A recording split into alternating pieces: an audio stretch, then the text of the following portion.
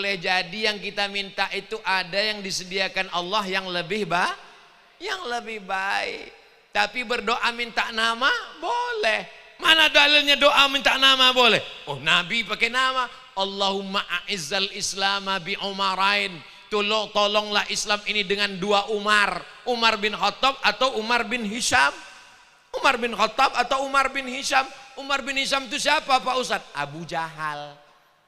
Nama kerennya Abu Jahal. Nama medsosnya. Nama aslinya Umar bin Hisham. Nama aslinya Abdul Uzza. Nama FB-nya Abu Lahab. Jadi mereka namanya macam-macam. Siapa yang ceramah tadi? Ustadz Abdul Somad. Oh enggak, yang ceramah UAS. Sama. Itu juga orangnya. Jadi doa bisa merubah. La yaruddul qadha illa doa. Tapi doa takdir itu ada dua. Ada takdir mubram, ada takdir muqayyad. Maka kita tak tahu yang mana, kita disuruh berdoa. Apa kata Umar bin Khattab? Aku tidak tahu doaku ini diterima Allah atau tidak, tapi aku tetap berdoa karena doa adalah ibadah.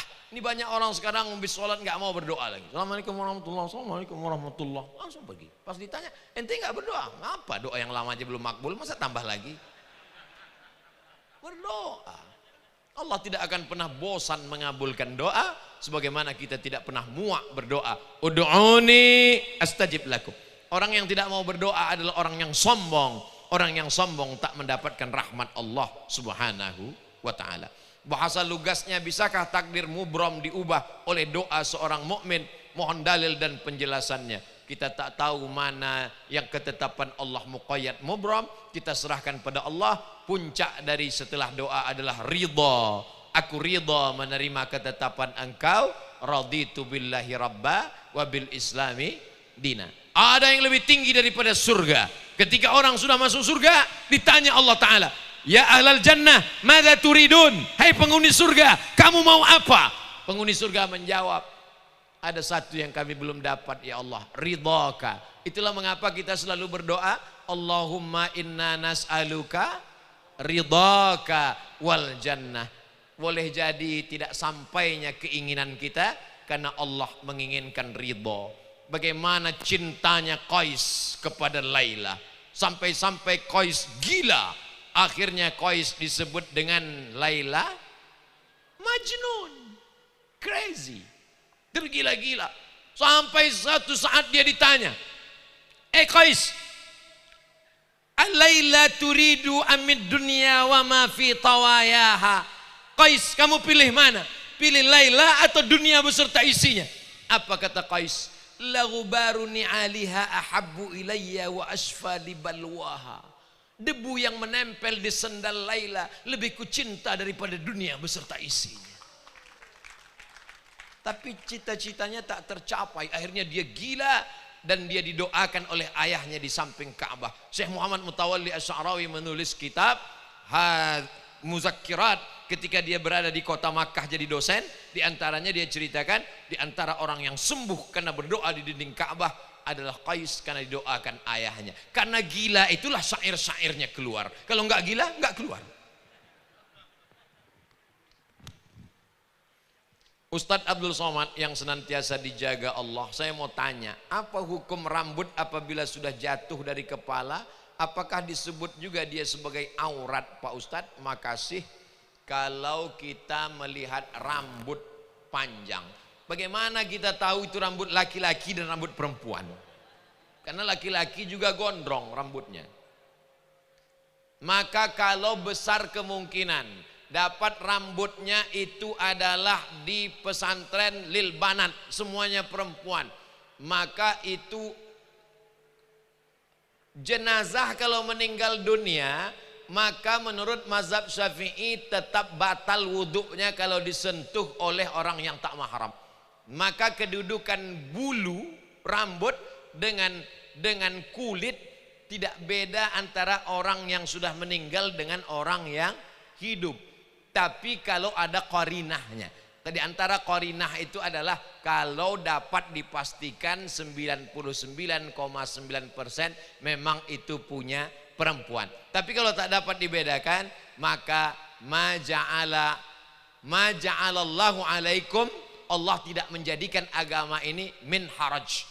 Allah tidak mempersulit kita.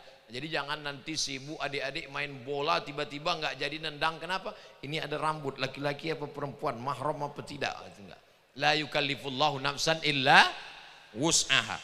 Jadi masalah orang mati atau hidup, maka kulitnya tetap membatalkan wudhu menurut mazhab Syafi'i. Mohon penjelasan Ustadz kiat istiqomah dalam menghadapi badai fitnah, khususnya bagi kita yang berprofesi sebagai da'i. Ini nampaknya senasib dengan saya ini. Sedangkan Nabi Muhammad sallallahu alaihi wasallam diejek sahir, tukang sihir, kadzab, pembohong, asatirul awalin, tukang dongeng. Sedangkan Allah saja dikatakan wa qalatil yahudu yadullahi maghlulah. Orang Yahudi berkata tangan Allah terbelenggu. Makanya kata Imam Syafi'i, siapa yang menyangka bahwa dia akan selamat dari lidah manusia, fahuwa majnun, maka dia gila. Sedang Nabi Muhammad saja tak selamat dari lidah manusia, Allah saja pun tak selamat dari lidah manusia. Maksud saya Allah tak selamat ini artinya apa? Lidah manusia ini sampai mengejek Allah Subhanahu wa taala. Makanya dikatakan laqad kafaral ladzina qalu innallaha huwal masih ibnu maryam. Laqad kafaral ladzina qalu wa qalatil yahudu uzairun ibnullah wa qalatin nasaral masih ibnullah. Padahal sudah dijelaskan bahwa Allah itu lam yalid wa lam yulad. Allah pun tetap diserang lidah manusia. Nabi Muhammad SAW mereka katakan majnun, sahir, asatirul awalin, gila, tukang sihir, kadzab, pembohong, asatirul awalin, dongeng nenek moyang. Apalagi lah kita yang bukan siapa-siapa dan bukan apa-apa. Waman ahsanu qaulan mimman da'a ilallah. Maka tidak ada yang bisa menguatkan kita selain berkata bahwa yang kita lakukan ini adalah karena Allah. Ini adalah ujian klasifikasi keimanan. Allah cuma minta satu, Allah balas dua. Yang diminta Allah cuma satu, dia balas dua. Yang pertama yang diminta Allah, falyabudu rabb hadzal bait. Banyak-banyak beribadah kepada Allah. Kalau kau banyak beribadah kepada Allah, maka dia balas dua. Yang pertama, at'amahum min ju'. Kalau kau lapar, dia akan kenyangkan engkau. Wa amanahum min khauf. Kalau kau takut, engkau akan amanahum min khauf. Kalau kau takut, cemas, galau, dia akan berikan engkau rasa aman. Tapi yang dua ini mesti satu alat untuk meraihnya. Falyabudu rabb hadzal bait. Tidak selesai dengan pikir, tak selesai dengan analisa. Perbanyak solawatmu, perbanyak zikirmu, perbanyak solatmu, perbanyak tasbihmu, Allah akan balas dua. At'amahum min ju' wa amanahum min khauf. 7. Bagaimana hukum memberi uang kepada pengamen apabila nanti hasilnya dia pergunakan untuk kemaksiatan? Ada 3 orang bersedekah, yang satu sedekah, yang satu sedekah, yang satu sedekah. Satu orang bersedekah kepada 3 orang. Ternyata 3-tiganya orang tak betul. Yang pertama pelaku maksiat, yang kedua orang kaya, yang ketiga orang zalim. Kata orang, kamu sedekahmu mubazir, karena 3 orang itu tak benar, tapi dia tidak tahu. Maka kemudian apa kata Nabi? Sedekahmu kepada orang pelaku maksiat, mudah-mudahan dengan sedekahmu itu dia bertaubat. Sedekahmu untuk orang yang berbuat zina, mudah-mudahan dengan sedekahmu untuk orang yang bakhil, pelit, mudah-mudahan dengan sedekahmu itu dia selamat dari kebakhilannya. Sedekahmu untuk orang yang terakhir, orang yang zalim, mudah-mudahan dengan sedekahmu dia berhenti dari kezalimannya. Dengan syarat kita tidak tahu orang ini pelaku maksiat. Kebetulan mau cepat-cepat kita kasih, tiba-tiba orang lain ngomong. Adapun orang yang sudah jelas bahwa ini adalah sindikat, kita tahu tuh sindikat. Sebetulnya ini adalah eksploitasi anak yatim. Suami istri, waktu kita berangkat pagi di lampu merah yang buta suaminya, nanti sore pulang yang buta istrinya. Bisa ganti-gantian. Kita sudah tahu, maka jangan lagi berikan, karena mereka ini hanya eksploitasi orang miskin. Kedelapan, saya mau tanya, sahkah wali nikah dengan pakai video call dari jarak jauh? Nikah dengan alat, kalau dia selamat dari ihtimal kemungkinan, maka dia bisa dijadikan sebagai dalil. Nikah pakai telekonferensi. Karena yang dimaksud dengan satu majelis itu bukan satu majelis wali mempelai laki-laki, dua saksi. Yang dimaksud dengan satu majelis adalah satu waktu, yang satu dengan syarat tidak ada risk, tipuan di sana. Assalamualaikum, waalaikumsalam. Saya ini Pak Kua. Ya, apakah Bapak betul walinya? Betul. Apalagi sekarang bisa nampak wajahnya. Nah, itu. Jadi kalau tidak ada ihtimal, kemungkinan, maka sah. Tapi kalau begitu juga dengan akad jual beli. Tapi kalau masih ada di dalamnya kemungkinan, ad-dalil idza ihtamal saqata bihil istidlal. Kalau suatu dalil itu mengandung ihtimal, maka dia gugur menjadi istidlal. Tapi bagi saya pribadi lebih baik untuk tidak pakai itu. Kenapa? Al-khuruju minal khilafi aula. Kalau pakai alat ini ada khilafnya. Kalau tak pakai alat ini tak ada ikhtilafnya. Maka meninggalkan yang ada ikhtilafnya lebih utama daripada, tapi kalau tidak memungkinkan sama sekali maka boleh dipakai. 9. Berdosakah kita bekerja di salah satu dealer motor yang bekerja sama dengan perusahaan leasing, finance dalam urusan transaksi kredit ke customer, sedangkan perusahaan leasing finance tersebut menerapkan praktek riba? Kalau pihak leasing jelas berdosa, tapi bagaimana dengan kedudukan dealer, pemilik dan pegawai dalam pandangan Islam? La'anallahu akilar riba. Allah melaknat orang yang makan riba. Wa mukilahu, orang yang dikasih makan riba, orang yang mewakilkan transaksi. Wa katibahu, orang yang mencatat, pegawai administrasi. Wa syahidaihi, orang yang menjadi dua saksi. Kulluhum sawa, mereka semuanya sama. Jadi 4 orang ini yang terkait dengan riba tadi sama. Adapun orang yang tidak terkait langsung, nah ini yang 4 ini terkait langsung. Saya jual makanan, tiba-tiba datang orang beli nasi. Assalamualaikum Pak Ustadz, saya mau beli nasi. Saya nanya, ini uang kau ini uang riba atau uang halal? Ngamuk dia. Kita tidak perlu tanya, kenapa? Karena saya jual nasi. Nasi ini halal. Maka yang dilihat di situ adalah nasinya. Jadi yang tidak terkait secara langsung, maka dia tak masuk. Adapun yang terkait langsung, yang 4 ini, maka masuk kategori haram. Jadi kalau orang jual riba, dia beli semen. Kita jual semen. Yang kita jual itu semennya. Tidak ada hubung kait dengan pekerjaan si pembeli. Karena kalau si pembeli itu semuanya nanti ditanya, oh macam-macam, ada orang yang jual benda haram, ada orang yang dari hasil korupsi, ada orang. Jadi Islam tidak memberatkan. Yang kena hanya yang kaitan ring pertama yang langsung. Adapun yang tidak langsung tadi, maka tidak terkait dengan riba. Terakhir yang ke-10. Dalam pepatah dikatakan kulil haq walau kana murran. Jika dihadapkan pada sebuah kejadian yang mana pada saat itu jika berkata bohong akan bersalah terhadap guru. Namun jika berkata jujur akan kehilangan pertemanan yang sudah lama dibangun. Bagaimana kita mesti bersikap sebagai seorang muslim? Ini sebetulnya bukan nanya, mau mencari pembenaran. Kalau saya jujur Pak Ustadz, ini bohong ke guru. Tapi teman ini Pak Ustadz, teman ini sudah buat salah. Maka tidak bisa berbohong untuk menutupi suatu kesalahan. Maka disebutkanlah ra'suz dzunub al-kadzib, induk dari segala dosa adalah bohong. Satu bohong akan ditutup oleh 1000 bohong. Yang boleh bohong cuman 3 kasus. Yang pertama ketika dalam perang, al-harbu khid'ah, perang itu tipu muslihat. Tiba-tiba perang, lalu kemudian saya masuk ke rumah jamaah. Musuh kita datang, musuh kita nanya, ada Abdul Somad di sini. Maka nggak boleh kasih tahu, tuh dibawa ke tempat tidur. Ada Abdul Somad di sini. Abdul Somad tidak ada di sini. Tunjuk situ. Maksudnya tidak ada di sini, tapi ada di kamar sana.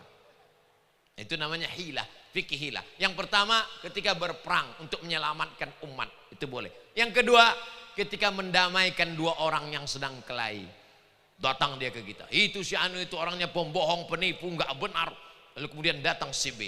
Tadi dia datang ke sini, iya. Dia cerita tentang aku. Satu pun nggak ada dia cerita tentang kamu. Maksudnya satu nggak ada, tapi 10 ada. Untuk menyelamatkan dua orang supaya jangan sampai kelahi. Yang ketiga adalah suami terhadap istri tidak pada perkara yang haram. Suami ibu pulang dari Surabaya bawa kain batik. Lalu dia nanya, oh my darling buah hati belayan jiwa, gimana pandanganmu tentang kain batik ini? Abang, seumur hidupku belum pernah melihat batik seperti ini. Maksudnya jeleknya. Tapi tak dia sebutkan. Dalam pada 3, menyenangkan pasangan bukan pada perkara yang haram, mendamaikan orang yang berkelahi pada saat perang, menyelamatkan. Lain daripada itu, maka bohong tidak dibenarkan, karena satu bohong akan menyebabkan menutupinya dengan bohong-bohong yang lain. Mudah-mudahan apa yang kita kaji pada malam hari ini menjadi bekal amal soleh, yang menyampaikan dan yang mendengarkan mendapatkan ridha taufik kebaikan dari Allah Subhanahu wa taala. Aqulu qauli hadza astaghfirullah li wa lakum. Saya sampaikan selamat milad 70 tahun Pesantren Al-Amin Perenduan. Mudah-mudahan Allah senantiasa menurunkan rahmat, ridha dan barakahnya buat keluarga besar Al-Amin. Wallahul muwaffiq ila aqwamit thariq. Terima kasih atas segala perhatian. Mohon maaf segala kesilapan dan kekhilafan. Aqulu qauli hadza astaghfirullah li wa lakum. Wassalamu alaikum warahmatullahi wabarakatuh. Waalaikumsalam. Ila hadratin Nabil Mustafa Muhammadin sallallahu alaihi wasallam wa alihi at-tayyibin at-tahirin wa ashabihi al-mayamin wan nabiyyin was-siddiqin wasyuhada was-salihin wal malaikatil muqarrabin wal ulama'il amilin wal awliya'is salihin wa ala muassis hadzal ma'hadil azim wa masyayikhina wa li abaina wa li ummahatina syai'un lillahi wa lahumul fatihah.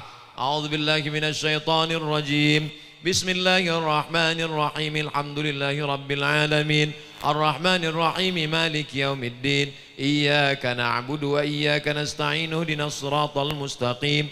Siratal ladzina an'amta 'alaihim ghairil maghdubi 'alaihim waladdallin. Amin. Allahumma salli ala Sayyidina Muhammad wa ala ali Sayyidina Muhammad. Al-Fatihah lima ughliq wal khatim lima sabaq nasiril haqqi bil haqq wal hadi ila siratikal mustaqim wa ala alihi haqqa qadrihi wa miqdarihi al-azim. Assalamu alayka ya Rasulullah. Assalamu alayka ya Nabi Allah. Assalamu alayka ya khaira khalqillah. Assalamu alayka ya safwatallah. Assalamu alayka ayuhan Nabi wa rahmatullahi wa barakatuh. Allahumma inna natawassalu ilaika bihaqqi nabiyyika Muhammad sallallahu alaihi wasallam wa bisirril Fatihah an tuyassir lana umurana wa taqdi hajatina tuballigh maqasidana wa taghfir lana ma madha wa an taj'al hadzal ma'had ma'had al-amin ma'hadan 'aziman mubarakan fihi takharraja minhu al-ulama waz-zu'ama wahfaz ahlahu min Allahumma ihfaz hadzal ma'had min kulli karbin 'azim.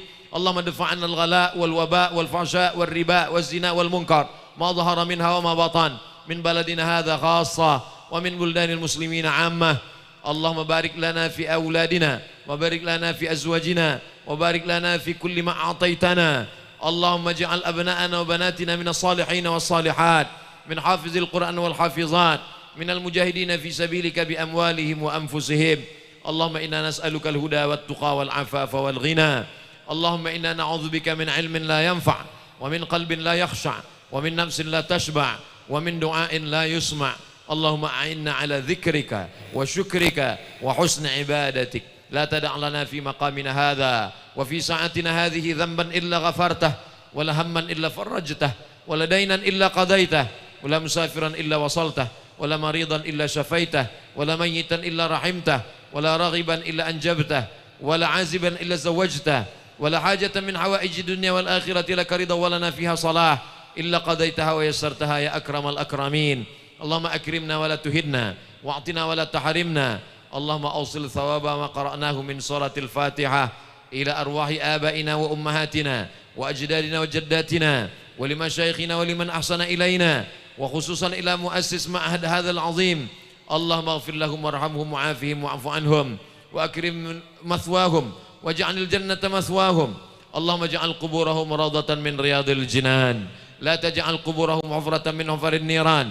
اللهم اجعل أهلهم من الصابرين، اللهم اجعل ذريتهم من الصالحين، واجعلهم من الصالحين، واجعلهم من الصالحين، واجعلنا من الذين يستمعون القول فيتبعون أحسنه. اللهم اجمعنا معهم مع الحبيب المصطفى في جنتك العلا مع النبيين والصديقين والشهداء والصالحين وحسن أولئك رفيقا. وصلى الله على سيدنا محمد وعلى آله وصحبه وسلم والحمد لله رب العالمين. تقبل الله منكم منا ومنكم تقبل يا كريم.